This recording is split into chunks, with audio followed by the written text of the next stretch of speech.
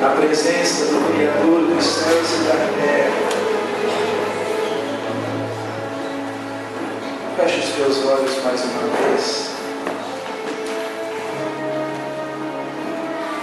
Aleluia. Soberano Deus, a liberdade que temos de dirigir o nosso coração, a nossa mente a Ti, é porque compreendemos que um dia o Teu Filho veio a este mundo, se colocou no nosso lugar, padeceu a morte de cruz, e no terceiro dia ressuscitou, vencendo a morte, vencendo o diabo, vencendo o nosso pecado, vencendo o pecado e vencendo a carne. E por causa disso, hoje, nós podemos ir à Tua presença, nós podemos nos valer do novo e vivo caminho que o Teu Filho inaugurou a nós. E nesta noite, cada pessoa que aqui está, saiu da sua casa para ter um encontro contigo, saiu da sua casa para vir na Tua casa, para estar na Tua presença. Estamos aqui, sabedores de que o nosso nome está escrito no Teu livro, sabedores de que o sangue do Teu Filho nos purificou das nossas iniquidades. Estamos trajados com vestes espirituais alvas, embranquecidas, e temos, aleluia, o Teu Espírito habitando em nós. Somos filhos e Te chamamos de Abba, Pai. Te chamamos de Paizinho, Pai querido, e temos prazer em estar na Tua casa. Eu quero que nesta noite, Santo de Israel, esteja na Tua presença a vida de cada pessoa que aqui está nesta hora, e que neste momento estejam na Tua presença as orações que este povo tem feito a Ti. Tu conheces a vida de cada um que aqui está. Tu conheces como está o corpo, a alma e o espírito. Tu sabes daquilo que eles deixaram em casa. Sabes se vieram agradecer ou pedir. Se chegaram aqui radiantes, vitoriosos, ou se chegaram aqui cabisbaixo, enfrentando lutas, dificuldades. A história de cada um Tu sabes. Mas a Tua palavra diz que anjos ministradores trabalham, servem a favor destes que aqui estão. E a Tua palavra diz que o Teu Espírito é o poder que ressuscitou Teu Filho dentre os mortos, agindo na nossa carne mortal. Por isso eu quero que nesta hora, por causa do sacrifício do Teu Filho na cruz, por causa da Tua palavra empenhada na Tua igreja, por causa dos santos que aqui estão, que Tu venhas ouvir as nossas orações que estão apresentadas na Tua presença, misturadas aos incensos, que Tu venhas, ó Deus, receber no céu a adoração que fizemos hoje, que fizemos durante a semana, que temos feito desde o dia em que reconhecemos a Tua soberania e a Tua autoridade sobre as nossas vidas, porque eu quero que nesta noite a Tua igreja receba aquilo que vem esperando, receba aquilo que está buscando,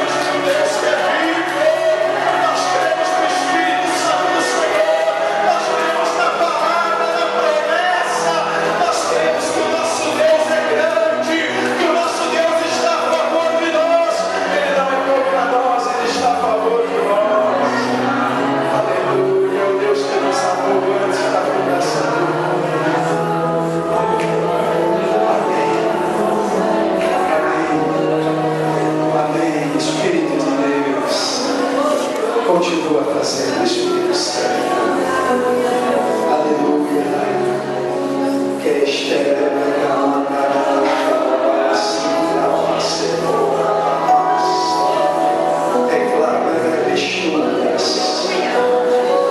eu repreendo na autoridade do nome de Jesus todo espírito enganador, espíritos enganadores que sopram o que não vem de Deus, que acusam quando Deus autoriza, espírito enganador que faz pensar que não vai vencer, que não vai conseguir, espíritos enganadores que querem tirar a fé do povo de Deus, que querem afastar o povo de Deus da casa de Deus. Eu tenho uma ordem na autoridade do nome de Jesus, a retirada, retira-te, afasta-te, para não voltar, para não acompanhar essa palavra estendida ao mundo espiritual, para fora, para longe daqui, em nome de Jesus. As pessoas aqui presentes na atmosfera espiritual que representa a vida delas, em nome de Jesus, eu limpo essa área espiritual no nome de Jesus. Somos de Deus, nascemos para vencer, nascemos para ser grandes.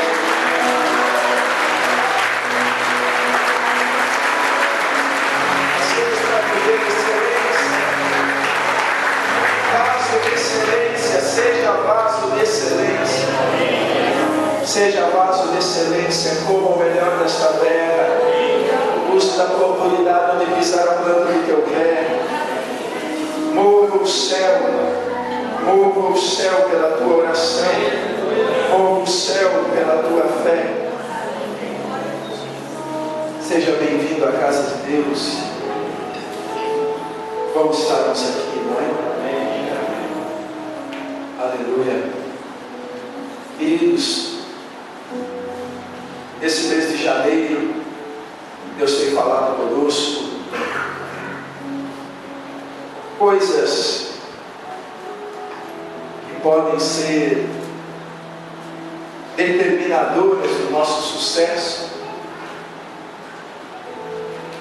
para nós continuarmos firmes, para nós vencermos, para nós sermos salvos do mundo, para nós vivermos as promessas de Deus para a nossa vida e refletirmos e ouvirmos Deus falar conosco muito a respeito da obediência, a obediência que a palavra de Deus nos ensina, a obediência segundo a qual somos educados pelo Espírito de Deus.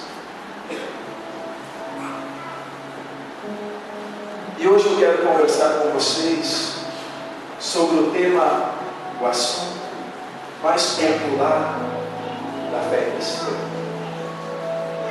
Quero conversar mais uma vez sobre fé. Tenho reiteradamente insistido com vocês que a fé é o elemento principal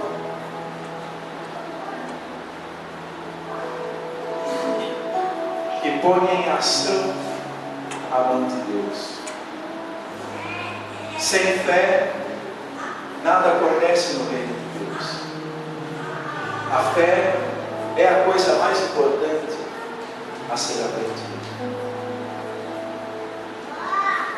De tal maneira que, como eu falei várias vezes ano passado, Deus, Ele não age em favor da nossa necessidade.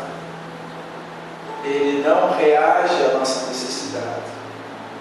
Deus reage em função da nossa fé.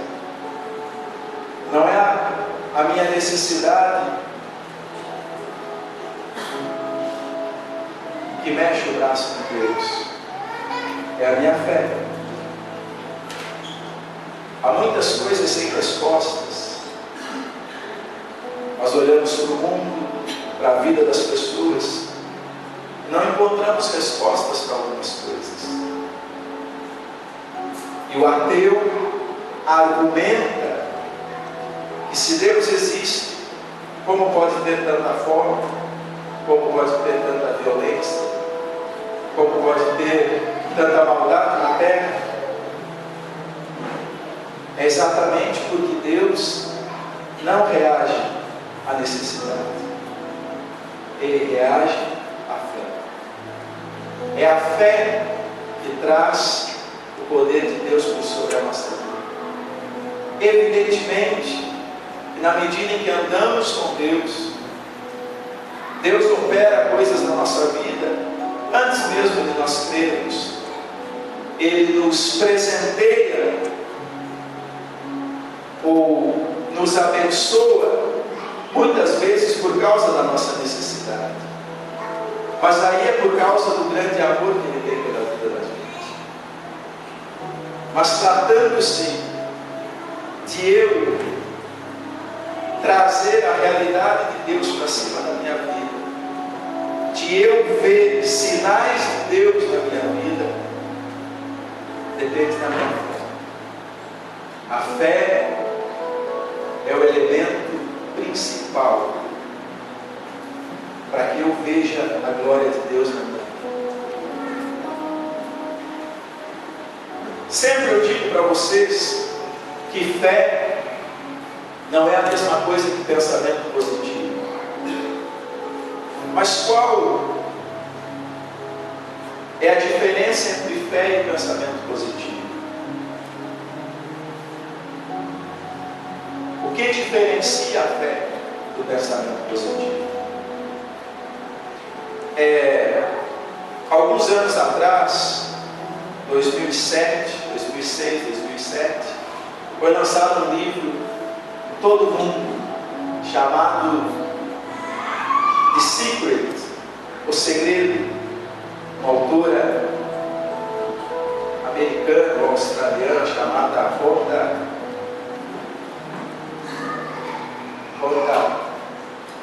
Byrne.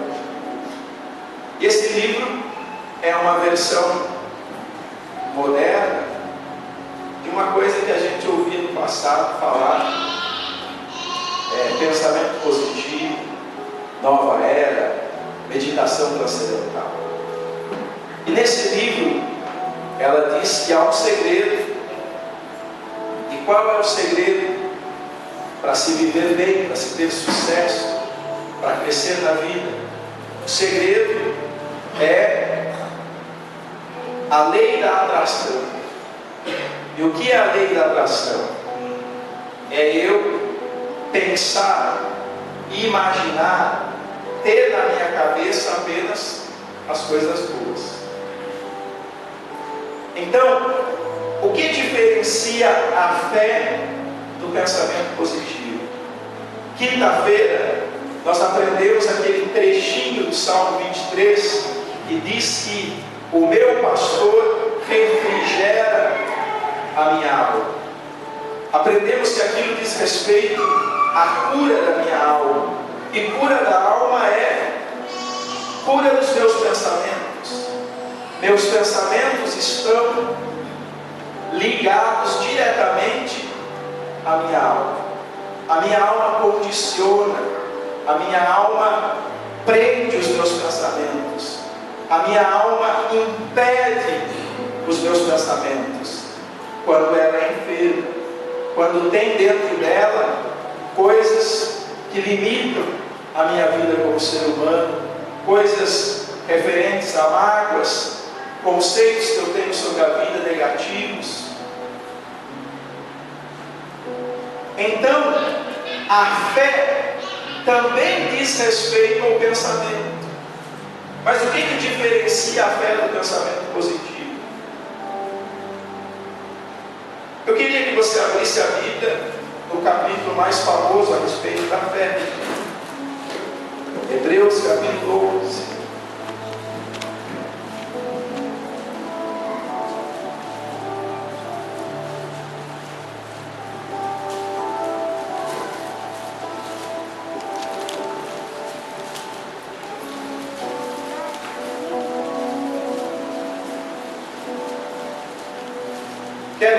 vocês 3 versículos.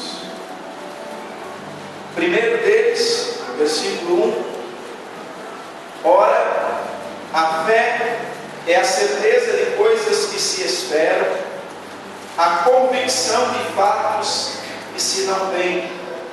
Versículo 2: pois pela fé os antigos obtiveram bom testemunho.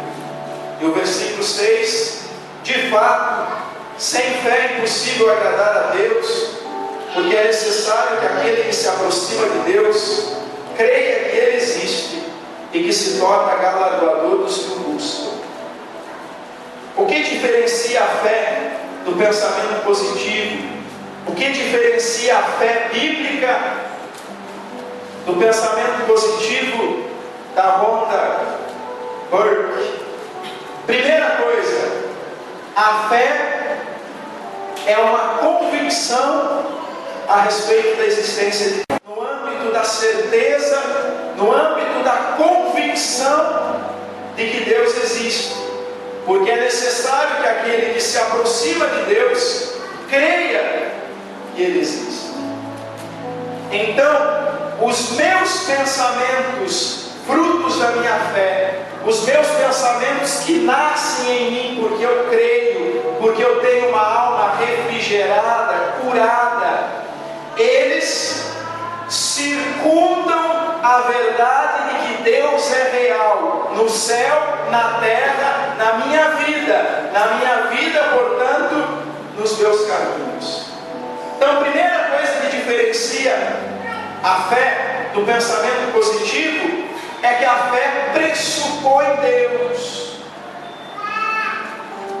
No caso do livro O Segredo, ele pressupõe leis do universo, leis naturais, leis físicas, que o meu pensamento irá atraí-las.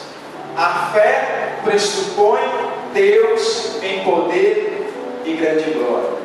Segunda coisa que diferencia a fé, sabe que o Deus que eu sirvo é galardoador. Muitas vezes nos sentimos desconfortáveis, mas é essa a verdade. Quando é dito a nós que a fé genuína acredita em um Deus bondoso. A ideia que as pessoas têm de Deus é tão errada muitas vezes, que quando você vai dizer para elas que Deus é bom, isso causa estranheza nelas. Porque a visão que elas têm a respeito de Deus é apenas da punição, é apenas o Deus vingativo, o Deus que fica no céu esperando para ver eu tropeçar, para Ele me castigar, para Ele me amaldiçoar, para Ele me punir. Então, aqui no livro de Hebreus eu aprendo que se eu quero me aproximar de Deus, o que ele quer dizer com se aproximar de Deus? Se eu quero andar com Deus, se eu quero servir a Deus, se eu quero agradar a Deus, é necessário que eu creia que Ele existe. Primeira coisa. Se eu estou em dúvida, se eu tenho convicções que são contrárias à existência de Deus, não tem como eu andar com Deus.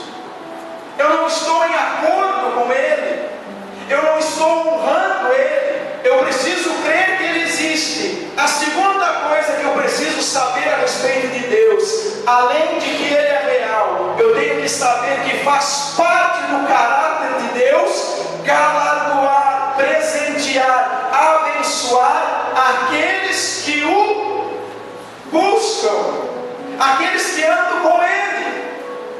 Quando eu vou me relacionar com Deus, convicção de que Ele é real. A convicção de que Ele é real, como aprendemos domingo passado, determina minha obediência, determina minha ética, determina meu comportamento social. Então esse se aproximar de Deus e crer que Ele é real tem implicações no meu dia a dia, tem implicações na ética cristã. Mas eu não apenas creio que Ele é real para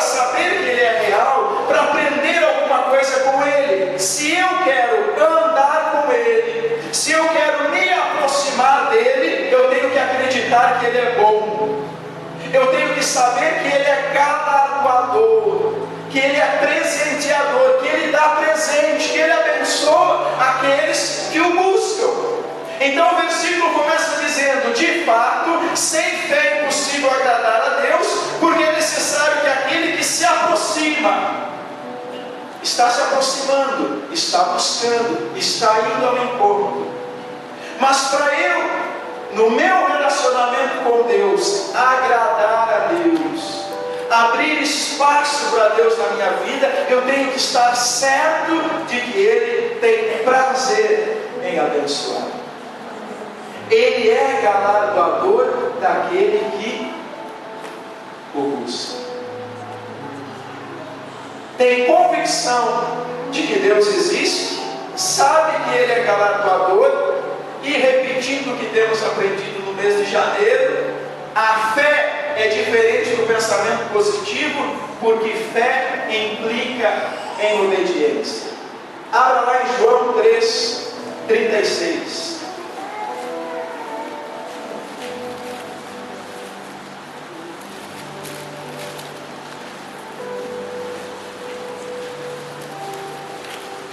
João 3:36.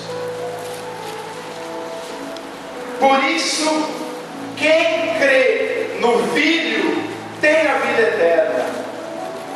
Quem crê no Filho, quem crê em Jesus, quem crê no Deus que se fez homem, quem crê no Filho, tem a vida eterna.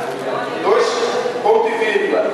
O que todavia se mantém rebelde contra o Filho não verá a vida, mas sobre ele permanece a ira de Deus. Há um paralelo entre crer e obedecer. Há um paralelo entre a fé e a obediência. É o que está aqui nesse versículo. Então a fé em Deus, a fé que pressupõe a existência de Deus e que vê Deus como sendo real e um Deus que tem prazer em abençoar os seus filhos, é uma fé que me conduz, é uma fé que me dirige, é uma fé que me impele à obediência. Eu passo a ter prazer na obediência. Eu quero abençoar, ou melhor, eu quero obedecer. Por quê? Porque estou conhecendo um Deus que me abençoa, que muda a minha vida, que reescreve a minha história. Estou conhecendo um Deus que quer fazer o que nós aprendemos no Salmo 81, domingo passado, né? Ele quer me dar do melhor, do mais puro mel e do melhor trigo refinado, do melhor trigo. Ele quer me dar o melhor. O versículo 2 aqui de Hebreus vai dizer: pois pela fé os antigos obtiveram bom testemunho. Qualquer um de nós sabe o que é um testemunho. Algo que é declarado a respeito de uma pessoa. No caso aqui é dito que por causa da fé, os heróis do Antigo Testamento, os heróis da igreja primitiva, eles obtiveram um testemunho bom.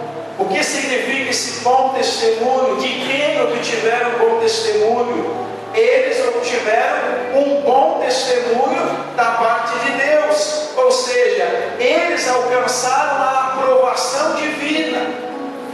A fé deles levou a que Deus olhasse para eles e tivesse prazer em abençoá-los, que Deus olhasse para eles e visse neles algo que dava para Deus prazer. Deus falou positivamente a respeito deles. Aonde que a gente encontra isso? Quando diz no livro de Jó que se reuniram os filhos de Deus e apareceu o diabo por lá, e Deus disse para o diabo: viste o meu filho Jó? Bom testemunho, aprovação divina. Então, o que diferencia a fé do pensamento positivo. O pensamento positivo não pressupõe implicações de obediência. O pensamento positivo não se pergunta pela vontade de Deus. A fé se pergunta pela vontade de Deus. A fé crê que Deus existe, que Ele é bom, e se pergunta pela vontade de Deus. Leva Deus no centro da vida. O crente põe Deus no centro da sua vida. Mas quais são as semelhanças, as similaridades da fé com o pensamento positivo? Porque quando eu digo a fé não é a mesma coisa que o pensamento positivo, alguém pode pensar, a fé não tem pensamentos positivos, ou a fé não é uma coisa que passa pela cabeça, não se tem pensamentos por causa da fé. Claro que se tem pensamentos por causa da fé, como aprendemos quinta-feira. A pregação de hoje é a continuação de quinta-feira.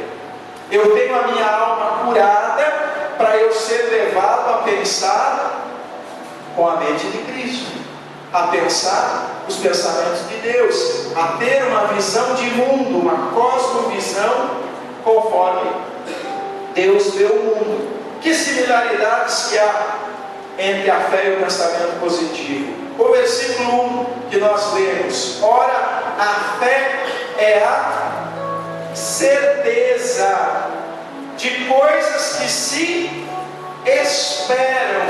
Certeza, afirmação categórica. Certeza, eu estou munido de convicção. Eu estou certo quanto a alguma coisa. A fé é ter uma certeza, é ter uma convicção plena a respeito de coisas que se esperam.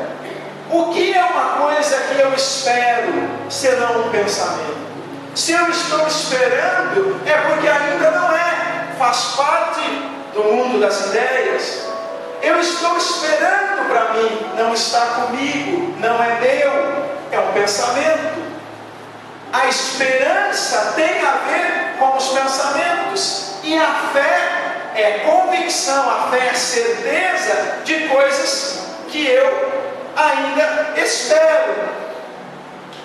Eu espero por elas. Eu estou esperando. Esperar é ter esperança, ter ou ter esperança em. Por que será que a pregação evangélica, por que será que a palavra de Deus, ela é tão positiva? Alguma vez você parou para pensar por que os grandes pregadores pregam tanto a respeito de vitória, a respeito de conquista? Por que a pregação evangélica ela é auspiciosa? Essa palavra auspiciosa significa prometer para o bem. Por que a pregação na igreja anuncia o bem para você? Anuncia tempos melhores, dias melhores, que o melhor de Deus está por vir. Por quê? Por que a pregação evangélica é auspiciosa, é positiva? Por que a pregação evangélica anuncia tempos bons? Eis que faço novas todas as coisas. Se alguém está em Cristo, as coisas antigas se passaram, novas estão sendo refeitas, estão sendo feitas. Por que a pregação evangélica é tão positiva? Primeira coisa, porque Deus quer que nós sejamos esperançosos. Deus quer que você e eu sejamos esperançosos. Deus quer que nós tenhamos esperança. Deus quer que nós tenhamos certeza de coisas que se esperam. E quer que nós esperemos muitas coisas e tenhamos certeza de todas essas coisas. Deus quer isso para nós. Deus quer que nós tenhamos esperança. Quero trazer à minha mente aquilo que pode me dar esperança. Jeremias, em meio àquela lamentação toda, capítulo 3, quero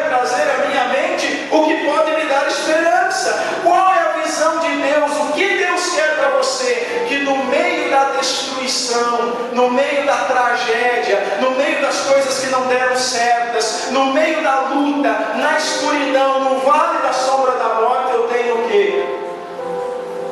Alguém arrisca aí? Esperança. Eu tenho esperança. Meia dúzia aqui vai ter esperança. Meia dúzia quer ter esperança.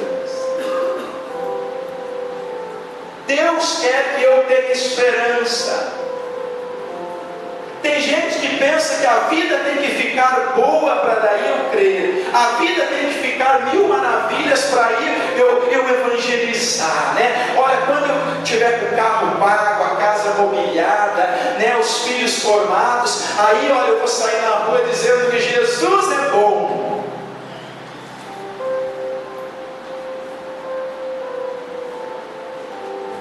Deus quer que nós tenhamos esperança na bancarrota.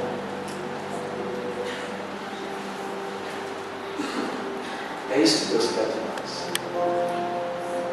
Eu queria que você abrisse a tua Bíblia lá em 2. Eu não sei se é 2 Samuel ou 2 Crônicas.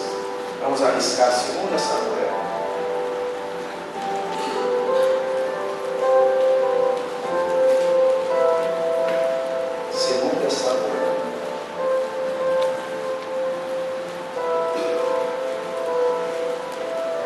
Capítulo 23.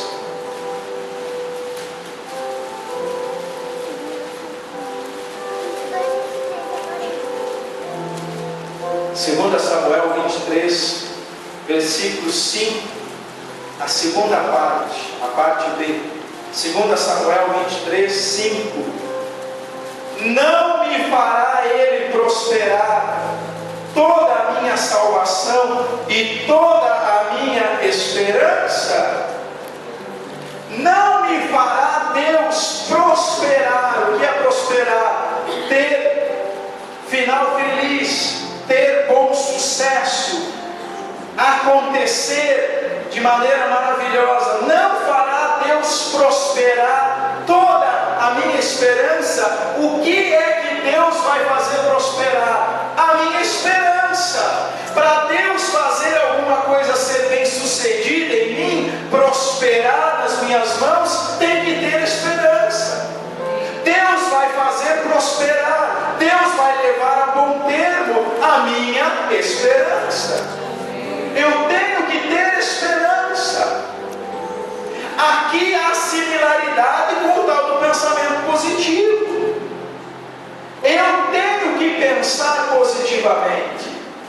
A diferença é que o meu pensamento positivo é um pensamento de uma mente que crê em Deus, que sabe que Deus é galardoador e que está caminhando na presença de Deus, em obediência à palavra de Deus.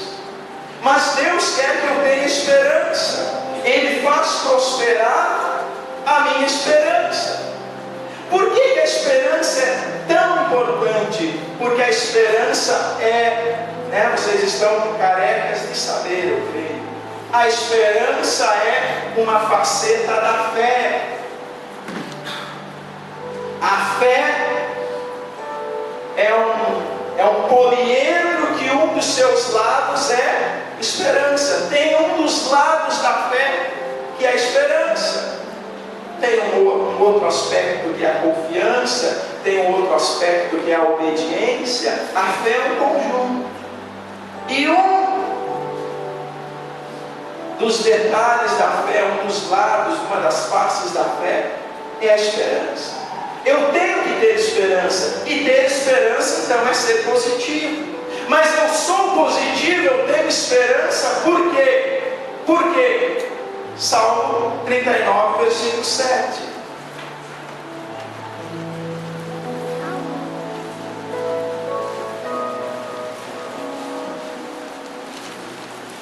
Por que eu tenho esperança? Por que eu sou positivo? Por que eu penso auspiciosamente? Por que eu penso para o bem? 39, 7 do livro de Salmo. E eu, Senhor, que espero? Chega em casa e leia o Salmo 39, fala sobre a vaidade da vida.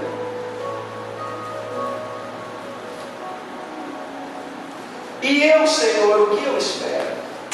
No meio de tudo isso, no meio dessa sociedade moderna, no meio dessa situação econômica, no meio dessa concorrência toda, Deus, o que eu espero?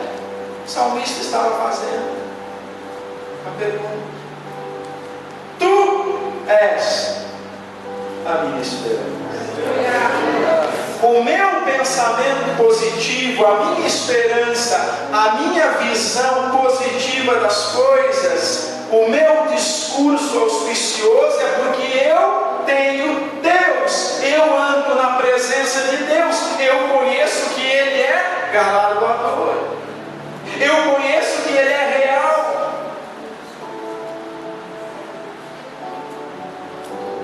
Não precisa abrir a tua Bíblia, mas Jeremias 17:7 diz: bendito é o homem, bendito é bem-sucedido, é bem-aventurado, é feliz. Bendito é o homem cuja esperança está no Senhor. No Senhor. Deus quer que eu tenha esperança.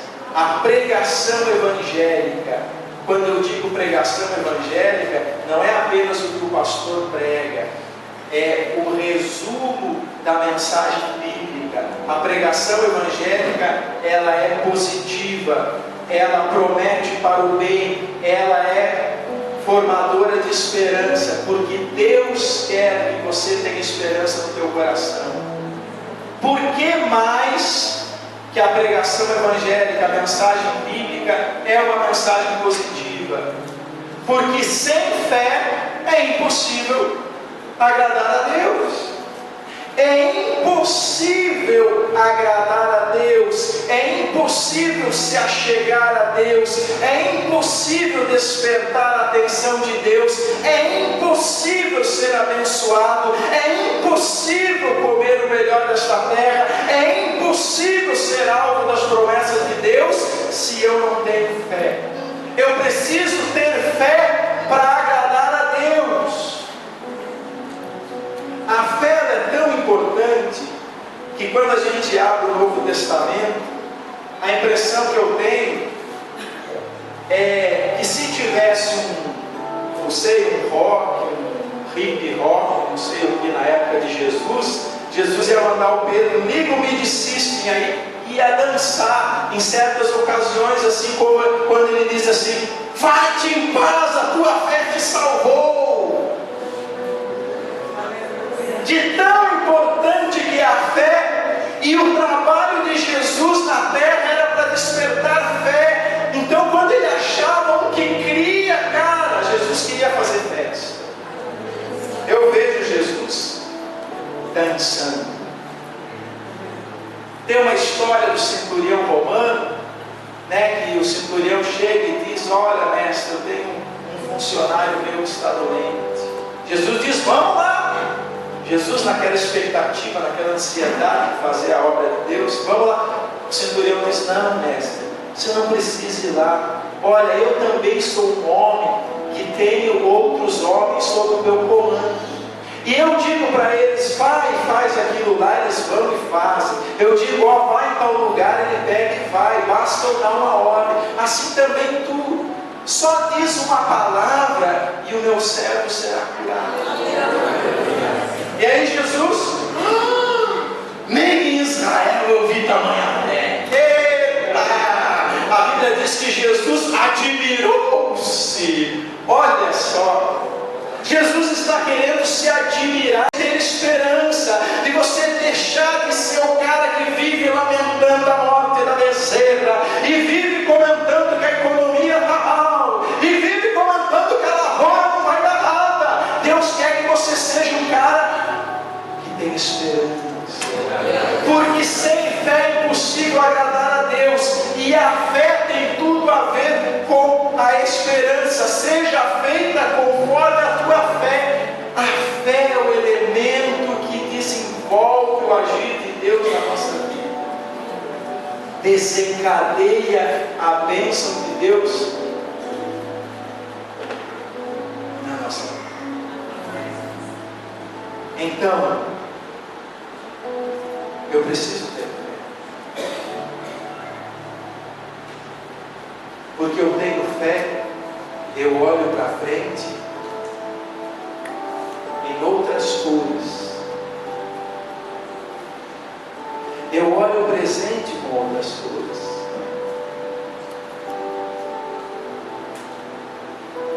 A Bíblia diz que todas as coisas cooperam para o bem daqueles que andam com Deus, que amam a Deus, que se aproximam de Deus, que buscam a Deus.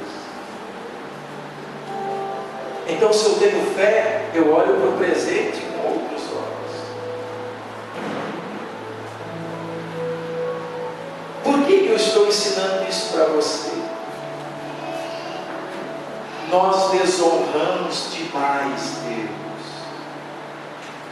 Pastor Luciano, é verdade, né? Os crentes, né? Eles desonram Deus porque tem crente que bebe cerveja, pastor, tem crente que fala palavrão, vive desonrando Deus, pastor. Dessa maneira, às vezes, dá para desonrar também. Nós desonramos Deus com a nossa conduta incrédula. Nós somos incrédulos. Nós pensamos o pior. Nós vivemos lamentando. Vem o pregador de fora, está todo mundo, meu Deus, tem que trazer de novo no mês que vem. E o irmão foi em casa, pastor. E a irmã está desanimada, pastor. Faz um mês que estava.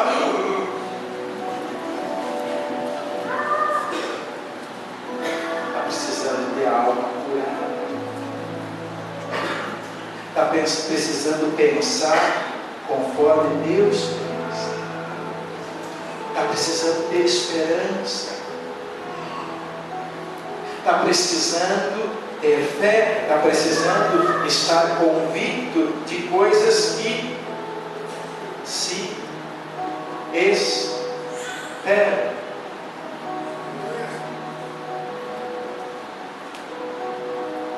Quinta-feira eu falei que há uma dificuldade muito grande entre nós que servimos a Deus, de nós entendermos o papel do tempo na vida.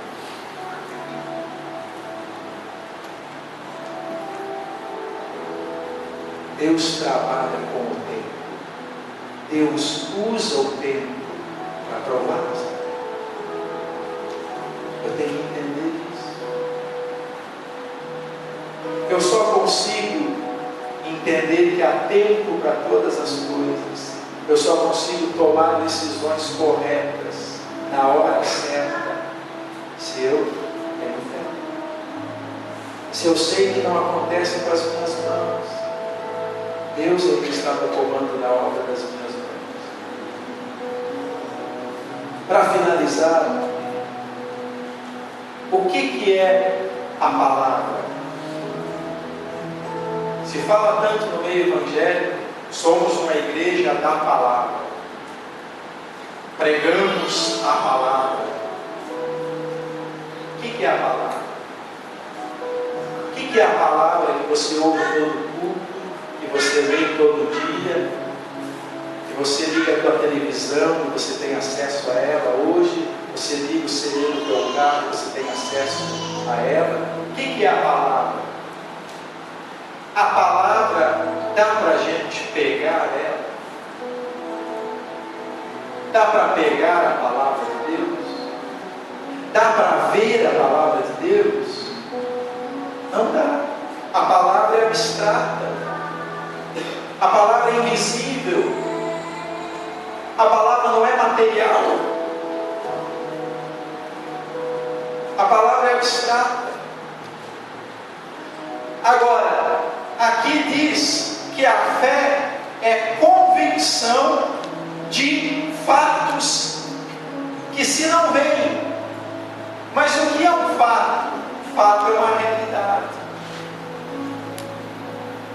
Tanto é que dizer fato verdadeiro é uma redundância. Todo fato é verdadeiro. Se não é verdadeiro, não é fato. Fato é uma realidade. Fato é uma verdade. Fato é uma coisa que existe.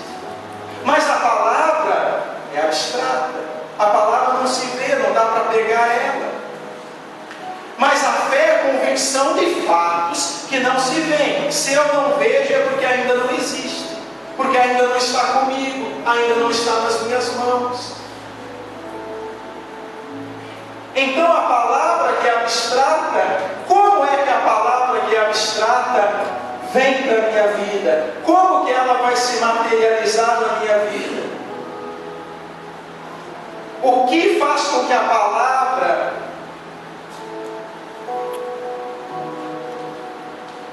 me serve, me tome, se torne real em mim?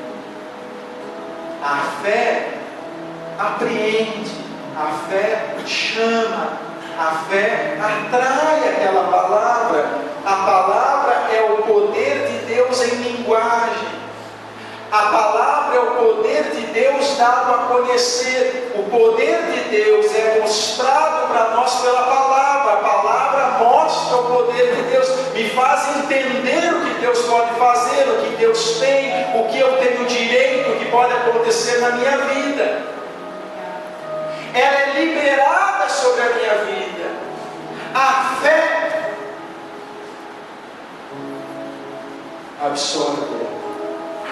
A fé abre as janelas, as portas para que essa palavra entre na minha realidade, na minha história de vida, na minha casa, no meu casamento, nas minhas finanças, na minha igreja.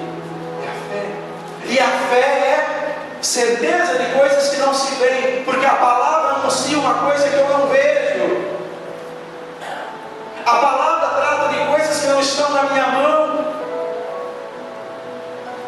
Mas como então que essa palavra que está dizendo que Deus tem prazer na minha prosperidade, essa palavra que está dizendo que Deus me sara de todas as minhas enfermidades, essa palavra que está dizendo que a paz de Deus se torna hábito no meu coração, essa palavra que está dizendo que a alegria do Senhor me faz forte, como é que esse negócio vai entrar na minha vida? Se é abstrato, se é invisível.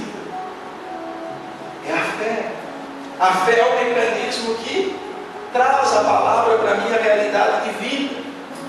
Tem um versículo no Antigo Testamento que diz: crede em Deus.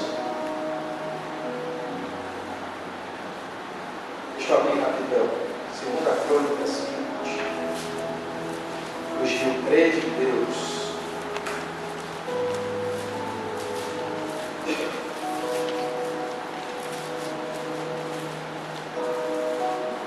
Crede no Senhor vosso Deus e estareis seguros.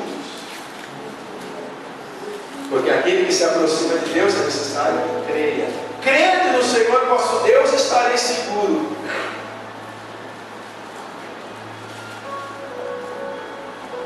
Crede nos seus profetas e prosperareis. Aí as pessoas pensam o seguinte: olha, crer nos profetas de Deus, eu preciso ir lá em São Paulo, porque está o fulano de tal lá. Eu preciso ir lá nos Estados Unidos para o Benerim profetizar na minha vida. Por que quando se crê nos profetas de Deus eu prospero? Porque o profeta é o quê? O que o profeta é? O que o profeta transmite? A palavra. A palavra de Deus. Crer nos profetas é crer na palavra de Deus. Quer prosperar no sentido amplo de bem-sucedido, de ser bem-sucedido, de ter a vida abençoada, eu tenho que crer na palavra. E eu não creio na palavra sem esse comportamento que Hebreus está tentando traduzir para nós. Hebreus está tentando enfiar na nossa cachola. A fé desdobra-se em um comportamento. A fé me leva a andar de um determinado jeito. Ontem eu fui ricamente abençoado, porque eu liguei a televisão e peguei o comecinho da mensagem do pastor Silas Malafaia. E quando terminou a mensagem do Silas Malafaia, eu mudei de canal, peguei a mensagem do pastor Samuel Ferreira. O Malafaia pregou sobre vitória, pregou sobre ser abençoado. O Samuel Ferreira pregou sobre o Deus que não me desampara. E aí eu fiquei olhando assim, o Silas Malafaia pregou e no final ele disse: eu sou profeta de Deus, eu vou profetizar uma palavra na tua vida. Aí o Samuel Ferreira disse o seguinte: repita assim comigo, essa palavra é profética. Repita assim comigo: eu não comerei com os porcos. Deus não me deixará comer com os porcos. Aí a câmera passou assim filmando. E aí você vê que 90% das pessoas não estão entendendo, não estão crendo no que o cara está falando. Aí está a pessoa assim, ó, repetindo a...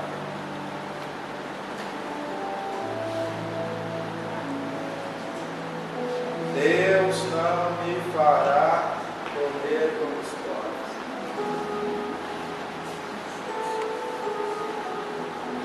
Pastor Luciano, mas cada um tem seu jeito. O Espírito Santo tem falado demais comigo sobre isso. A fé gera uma reação diferente. Aleluia.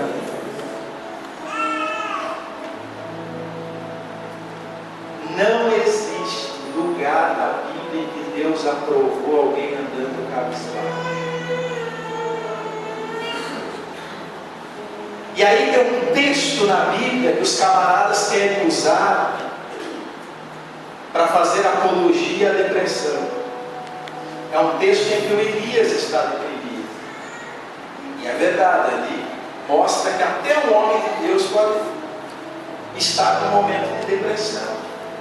Mas aí os caras querem pegar aquele texto para dizer: olha, a depressão é uma coisa normal, a depressão é uma coisa que os crentes também sofrem e tal.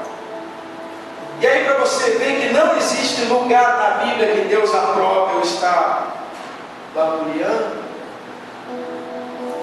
que Deus olha para o Elias, que tinha enfrentado os 400 profetas de Baal, estava sendo perseguido pela Jezabel, e Deus diz: ô camarada, levanta daí, cara, e vai lá, 80 quilômetros. Levanta daí, meu amigo, e vai para lá. Não existe lugar na Bíblia que a Bíblia aprova o comportamento de eu ser coitadinho. Para eu mexer com o céu em favor da minha vida, a minha boca tem que dar testemunho do que está dentro de mim. O meu semblante tem que dar testemunho de quem habita em mim. A minha reação à palavra tem que ser a estatura da palavra que está sendo liberada sobre a minha vida. Eu aprendi isso. Uma vez eu estive num culto em 2005, aonde eu ouvi a maior e a melhor pregação a respeito de prosperidade. E no final daquele culto, o pastor fez um desafio e liberou uma palavra profética. E eu sentia tanto a presença de Deus que eu queria morder aquela palavra. Parece que aquela palavra estava passando por cima da minha vida. Eu tomei posse daquela palavra. Tomei posse.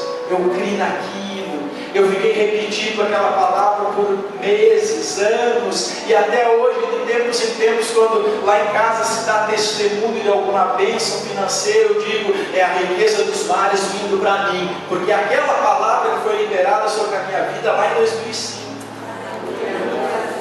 Agora o camarada quer ser abençoado por Deus, ele não lembra da pregação do domingo passado. O camarada quer ser abençoado por Deus, mas ele nunca dobra o joelho para dizer: Deus, foi liberado tal palavra sobre a minha vida. Eu estou passando por essa dificuldade, meu Deus, mas eu não aceito isso, porque é uma palavra orvalhando sobre a minha cabeça. Aquela palavra que tem que determinar a minha vida, meu Deus. Não essa situação ao redor de mim aqui. Não, camarada, não faz isso não. O camarada sai murmurado.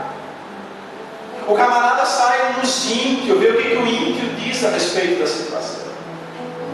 A fé gera um comportamento. A fé gera reações a nível daquilo que eu creio. O que se aproxima de Deus, creia que Ele é real. Você sabe por que o pentecostalismo faz barulho, ou fazia barulho no passado? Você sabe por que no pentecostalismo se criou barulho? O barulho da igreja pentecostal não é para ser copiado. Nós agora vamos ser pentecostais. Diz glória aí, irmão. Amém? Amém?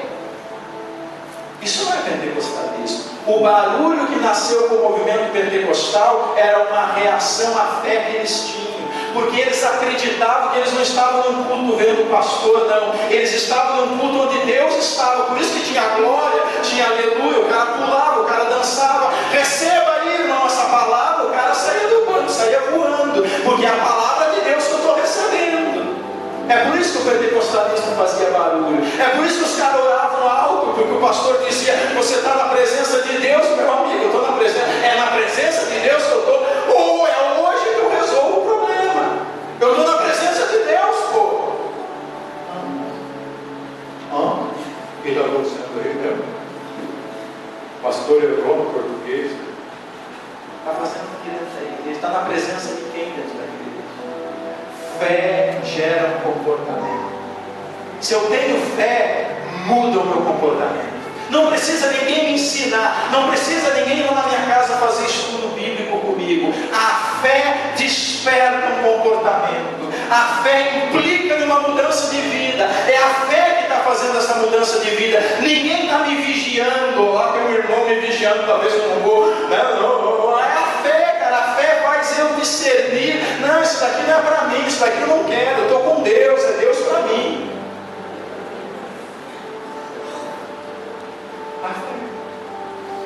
Por isso que eu não vigio ninguém. O camarada está... Cara, se a palavra não conseguiu colocar fé no coração dele, eu vou colocar. Eu vou colocar fé no coração dele. Se Deus falando com ele não faz ele sair do lugar, não faz ele se chacoalhar, não faz ele tomar postura de homem, de gente grande, aí eu vou lá para ele pegar, olhar para minha cara e mentir um monte de coisa para mim. Se a palavra não muda o teu comportamento, não é irmão de igreja te vigiando que vai mudar. Não é. Porque você não tem fé. E sem fé você não agrada a Deus. E sem fé você não vai conquistar nada de Deus. E sem fé você nem vai conseguir terminar os teus dias dentro da igreja. Mas cedo ou mais tarde você está fora. Porque sem fé não tem graça estar na igreja. Não tem empolgação estar na igreja. Sem fé não se quer pagar preço nenhum para estar na igreja. Não, ficou difícil, estou fora. Quero isso daí, não.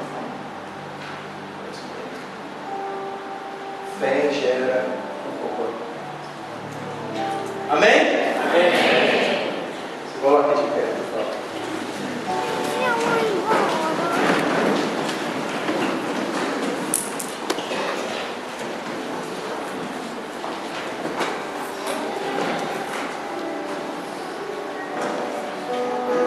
Não sei o que Deus tocou no teu coração.